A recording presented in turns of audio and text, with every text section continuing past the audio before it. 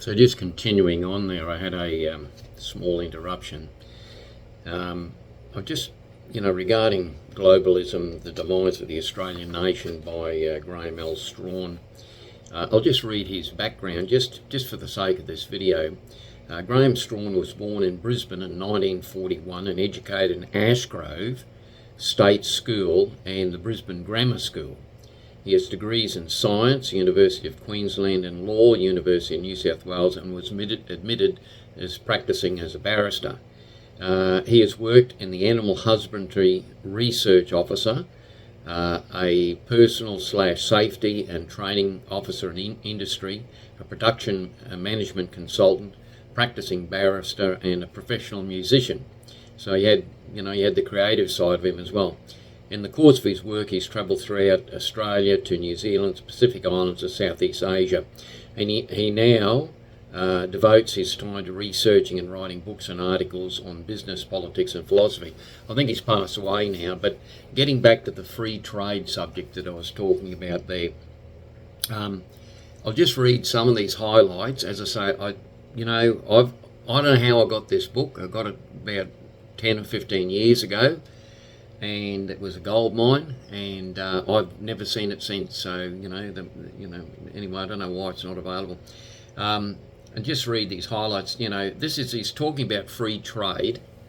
In the modern sense, this does not mean what it originally meant when the theory was proposed 200 years ago. So that's what Trump's talking about, by the way. This is meant obstructed trade between independent nations.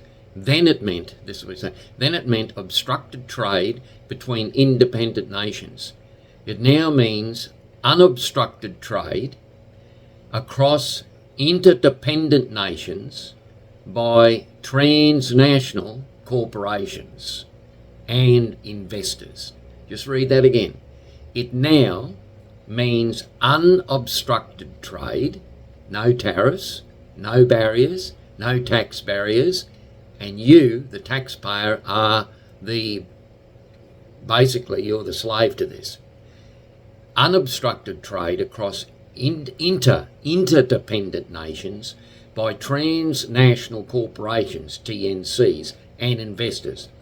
It means freedom for transnational corporations and international investors to trade and invest where they like, come and go as they like, buy and sell as much or as little as they like, anywhere in the world, without interference from national governments and without any social responsibilities. It means transnational corporations, international investors, and the bankers that finance them feeling free to treat the world as their own little private oyster. How right was Graham Strawn?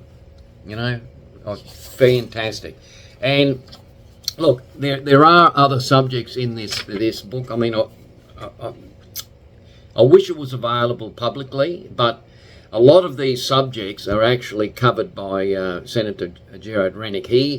His life and background understands most of this. The other financial guru that I follow a lot was Jim Rickards, who was well known in the US, was involved with the US government and the Federal Reserve. Not that he was controlling the Federal, but he was part of it, part of the security, and he understands global finances like no other. So my personal advice is, of course, locally, nationally in Australia, is Gerard Rennick. He understands all this backwards and forwards and upside down, and he's like a walking encyclopedia actually on finances.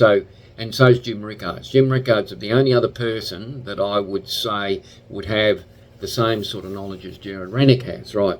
So, they go through this book here where it's got Bretton Woods, in July 1944, while World War II was at its closing stages, representatives of global big business and finances met with their political counterparts in Bretton Woods, New Hampshire, US.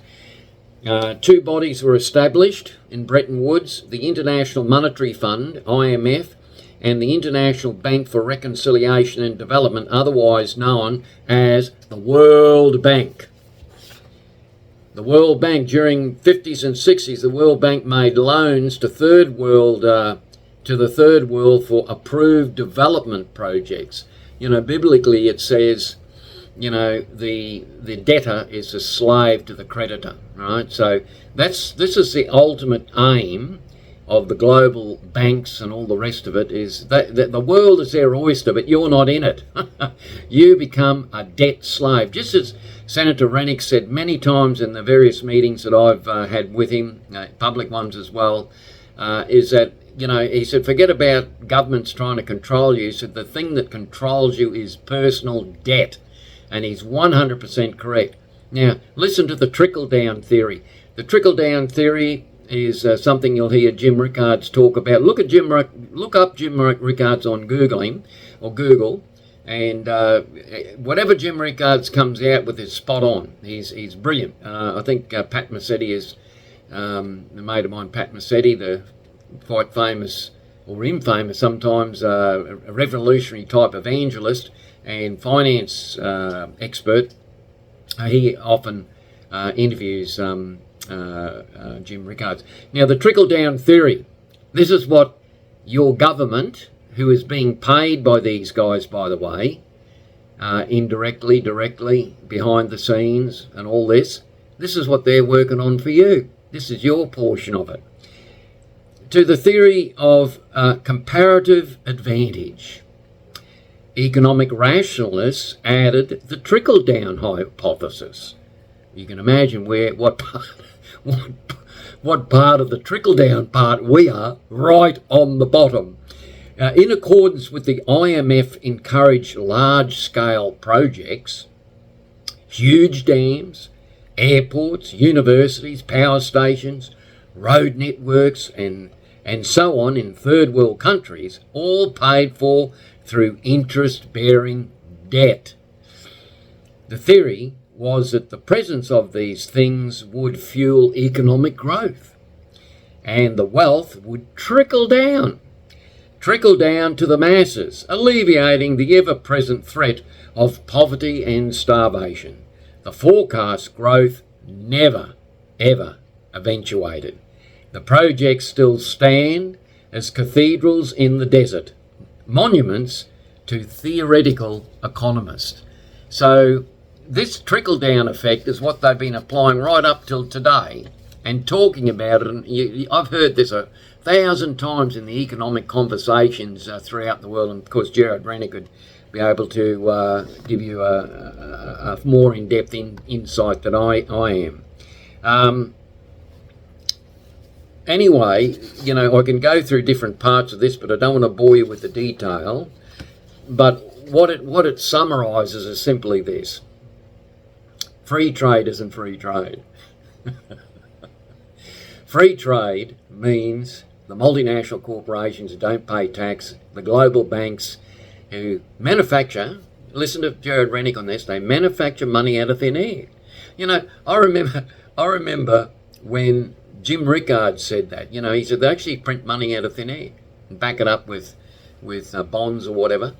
And I couldn't get my head around it originally, and then I realised as we developed down the track, and you listen to the experts, not the media, the true financial experts who actually know what's going on, that's what they're doing. So in Australia's case, where I think we've got $1 trillion in debt, but that's only part of it. I think it's about, you go on to the AustralianDebtClock.com, and I think I'll just have a look at it here just to make certain. I'll bring it up here. I think it's around about 9 trillion. 9 trillion, I think the Yanks are about 30 trillion overall. So, it might be 1 trillion of government debt, but all the other debts accumulate, including personal debt and all that, I think it comes up to about 9 trillion. I could stand corrected on that. I've just got to bring up AustraliaDebtClock.com, and it's all there. Now, where are we at in time and space right now? Well, this is where we're at. Trump has realised this whole story that I've just unveiled in part, but it's been going on globally since about, 1990. So around about Gulf Whitlam era onwards, they opened the borders, flooded the gates, and destroyed every single business, or tried to, in Australia. So where are we at right now in time and space? We're at the pivot point to dismantle globalisation and reinstate sovereignty to Australia. And that's what Trump's doing in the US. That's what Nigel Farage is doing in the UK. I mean, both parties in the UK are totally hopeless. The Conservatives are no longer conservative. The Labor is sold out to communism. And of course in Australia it's the same thing. They follow the same pattern. I could go into that in a deeper sense, but basically you look at Albanese and the Greens and all them. They're communists basically. They're communists with lipstick on, as Pat Massetti always says, communists with lipsticks on. Now, okay, how are we going to move from this point to the next 5 years to make Australia great again, right, to use Donald Trump's term? It's a good term, actually, make Britain great again. All the people who actually got a brain say that, because they know our country, Australia, is like the rest. We're in a mess.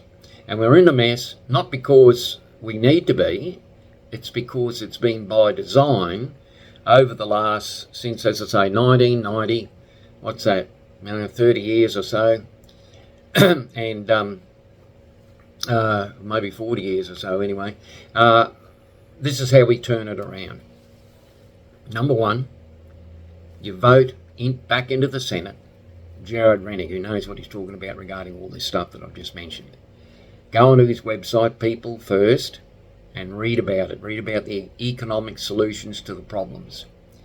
And vote for his candidates, whatever they're in the lower house or the upper house. Western Australia, Madison King, vote for her. She's really switched on for a young person, and I really like her way that she approaches things. That's really good. It reminds me of me as I was younger. Questioned everything. The people didn't like it, but it turns out that they call you conspiracy theorists to start with, and then when all that comes true, they go, oh, well, yeah, you're right, Healy. Yeah, what you're saying is correct.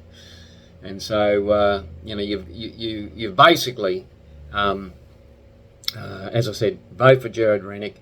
He knows how to turn the economy around and totally dismantle globalism. So in Australia, we've got to dismantle globalism. So do we, for want of a better term, revert, as they say, to nationalism? Well, in part we do. We're already a multinational or multicultural country, but the big mistake with both sides of the major parties is that they've flooded the gates with immigration, very much like Joe Biden did over in the US. Probably not as bad, but heading down that direction. So, I can tell you stories that I know from my contacts that have been in various security organisations, but I can't do that on the internet.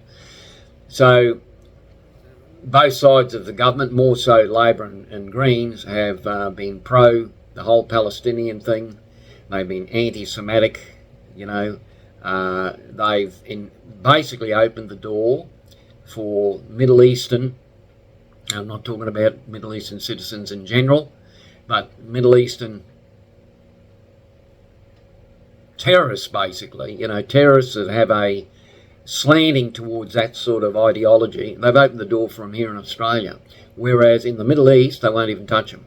Middle East, you'd see some like Gaza and places like this. Why didn't Egypt take these people? Why didn't the Arab nations around there that jump up and down all the time, why didn't they take these refugees or so-called refugees? Reason? Because they're all seeded with terrorists and they don't want them in their country. So stupid old Australia takes these sort of people into this country. Now, I'm not saying all of them are like that, but why are we getting involved in, wars in other countries when our country's, not exactly hunky-dory at the moment as well? So we can sort of go down that road, but I don't want to paint a picture that we're like, anti-immigration or something like that. What we are is unvetted immigration from third world countries, like war-torn countries, is not going to be good for the cultural fabric of Australia, basically, at the end of the day. In other words, people who don't assimilate under the Australian flag, they bring alternative cultures here, and they stick to that culture. That's not what it was like when Australia was being formed. We had different cultures, Italians, Greeks, all those people, Vietnamese from the Vietnamese War. They basically integrated into the Australian society. They didn't fight against it. And these days you've got total pockets of places, whereas you or I walk down to some places in Sydney and they wind up challenging you. Are you one from their particular persuasion? Be the Middle Eastern persuasion. Well, very dangerous. You have a look what's happening in the UK. Very dangerous. Unvetted third world country people coming into the country which really are not contributing, and just basically, getting onto the social security system, basically. In the UK, it's terrible. I think Nigel Farage said out of the, million odd unvetted immigrants they had last year that just flooded across the border, 20% of them have actually got work. 20% of them are working, so 80% of them don't work. So that's what happens when you have unvetted, flooded immigration through the gates. And a lot of the Australian government says, "Oh yes, we're vetting them." Well, that's BS.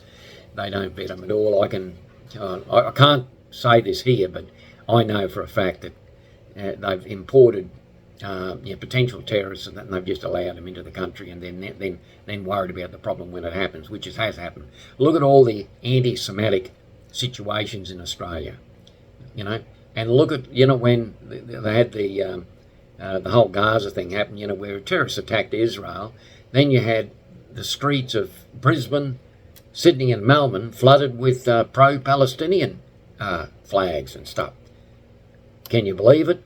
The government has created it. It'll destroy the fabric of this country if it isn't totally put under, let's say, control, vetted control now. Okay, that's enough of that subject. And I'm not racially prejudiced, by the way. My former wife was from Hong Kong before she passed away. I go to a multicultural church that's got a lot of Malaysian Chinese. My mentor is Malaysian Chinese, and that. So don't get that part wrong. Just because I happen to be a white Australian or white in skin colour, don't get that. I've been brought up with, spent 15 to 20 years with Koreans. I can speak a bit of Korean and whatever. So just whenever you hear this video, don't get that wrong, right? So finally, how do we stop globalisation? Well, there's only one way to do it, and that's get Gerard Rennick into power. Then his party, I believe People First, will actually gain strength, very much like Reform UK under Nigel Farage. And I believe Gerard Rennick will, with others helping him, other people of the team, he'll eventually form government here in Australia, and then we can do the official Elon Musk Doge situation where we can clean up this over-bloated bureaucracy that's controlling everyone. And of course, I'll just finally say that my good friend Dr. William Bay, who's also beat APRA, vote for him as well with the Great Australian Party. Now, when I say Great Australian Party, I don't want people going, they look at the history of something that's happened somewhere, someone that did something they know nothing about. Forget that. Look what Dr. William Bay's doing. He needed a platform to get into the Senate. Freedom people, the one that endured the whole COVID tyranny thing, vote for William Bay, Dr. William Bay. That's the only way that we're going to get a voice into Canberra that's actually got some guts and actually knows what he's talking about, medically speaking. So we need to reform Australia in many respects. What's happened really is the bureaucracy has taken over the country, and the bureaucracy has been empowered through, the globalization story, the whole box of dice. Regarding globalization, these multinational companies don't pay tax in this country. So the people who were supporting even the windmill scam, the great green BS scam that's going on here in this country, the taxpayers are subsidising all these companies who are building windmills and all this other crap that's destroying our flora and fauna and our pristine forests and all this. They're knocking down forests in this country for what? For putting up these metal monoliths that got magnetic radiation coming out of them and all this sort of stuff, and killing the wildlife, which really concerns me, coming from a farming background and community. So, okay, that's sort of, I'm getting to a rave point now, but I'll finish off now. 20 minutes. Make Australia great again. We've got to dismantle globalisation, and we'll do that by putting Gerard Rennick into the Senate. And then my personal vote and advice is number 2, put William Bay into the Senate from the Great Australia Party, and then 3, 4, 5, 6 positions in the Senate. Put whoever you like, as long as they're minor parties, even though some of the minor parties have been stepping the line lately in the last week before the election. But this election, look, it's going to be a hung parliament. You can guarantee it. I put money on it to be a hung parliament. It'll crawl forward for 6 months, watching and waiting, see what Trump's doing in the US. Trump will start kicking goals as of now. I went on the internet and had a look at the markets, the stock market. It's starting to consolidate and starting to go back up again. So, in a couple of months' time, it'll be booming, and people have just realised what Trump said in the first place. He's bringing back the golden era into the US. We need to bring the golden era back into Australia and align ourselves with the Trump policies, align ourselves with what Nigel Farage is doing in the UK. And the other thing I'll say, just finishing off, I believe Donald Trump will come to Australia this year. So it's going to stir up a few things, isn't it? But once we get the government sorted out here with the right people in power, especially in the Senate, and perhaps, as I say, if we have a double dissolution and a referendum, perhaps, October, November this year, we may have another party in control. And hopefully it'll be Gerard Rennick's people first. And if Gerard Rennick's party is in control, who starts to govern this country, next minute, I'll tell you what, you'll have Donald Trump down here, and it'll be making Australia great again. And the first thing I believe Trump will do, and I've seen this some years ago, being a bit of a visionary with all this, is we will establish a huge naval base in Darwin, USA naval base. It'll become the future Pearl Harbor of Australia. And that'll protect the whole South Pacific region. It'll protect all the so-called warships from China coming down the South China Sea, going around New Zealand, putting a presence in. Well, that presence will disappear when you've got the USA nuclear submarines hanging around everywhere. So that's the obvious solution. The security of Australia and the strategic alliance between us and the USA hinges on a very, very big military base in the port of Darwin, and I'll leave that one for you. In the meantime, when we do re-sovereigntise Australia, we'll implement the Bradford Irrigation Scheme, and that scheme's all about building dams and water thoroughfare basically through the central part of Australia from the North Queensland down. It'll come down from the Barron Falls. Go onto my website, riseupaustraliabrisbane.com, and you can have a look at this, and we will wind up being the fruit bowl of the world and supplying Southeast Asia with primary produce like we used to, wheat, rice, you name it, and I believe we'll have manufacturing plants just like probably Toyota manufacturing plants and things like this in Australia. Restore all that in Adelaide. The Adelaide area used to manufacture all the cars and what have you. So there is a golden era to be returned to for Australia. And then when we do that, the immigration we have now, people will be employed. There will be no shortage of jobs, and the average income will go up tremendously. And as I say, Senator Rennick's got a great plan for lowering the taxation. Actually, no taxation under $40,000 a year. That's stage one. And if the country's making money and it's not sending it off overseas all the time, taxation comes down. You see, we don't need to tax people if we're really making a lot of money. So we can employ people, and then that people's wages, they've got plenty of money, it goes throughout the economy here, and then if we go overseas, people get more money, they spend it. But it's got to be within the community, the local coffee shop, the local mechanic and all this, the local tradie, and then the price of housing can drop. I'd like to see the price of housing come down by 70 or 80%. And, we can do that. We can do that if it's controlled properly and we re-sovereigntize this country and step right away from every agreement that tied us into the globalization, Paris Accords out, all the EU stuff and all that, and the United Nations, see us later. World Economic Forum, what's his face, Klaus Schwab, he's now resigned because he knows it's over. He knows he's been beaten. He knows his little plan to take over the world has been basically railroaded by Donald Trump. Thank God for Trump. Okay, Graham Healy over and out, and just remember, Jesus is Lord, and if you're not a Christian, become a Christian, because you've got to get a spiritual perspective on all this.